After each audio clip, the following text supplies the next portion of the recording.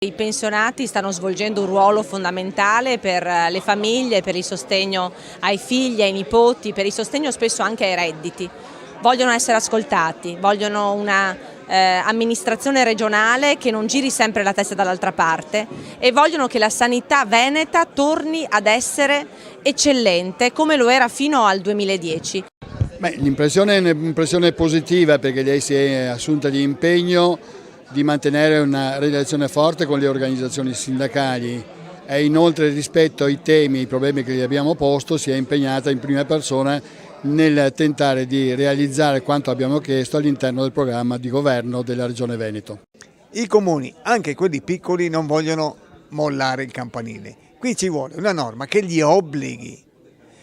I comuni al di sotto dei 10.000 abitanti non avranno mai i servizi sociali, non avranno mai la possibilità di assumere l'assistente sociale, non avranno mai la possibilità di fare assistenza domiciliare e compagnia bella, perché non hanno risorse. Risposto bene alle sollecitazioni che sono emerse. Noi siamo partiti dalle richieste che stanno nella nostra piattaforma regionale unitaria come sindacato dei pensionati e come ormai si sa, uno dei temi che abbiamo posto è la condivisione delle scelte che si fanno di programmazione all'interno del territorio del Veneto, quindi il tema del confronto, della costruzione appunto di percorsi comuni, e su questo le ha detto che a prescindere dall'atteggiamento che il governo nazionale ha in questo momento nei confronti dei sindacati, lei si assume la responsabilità di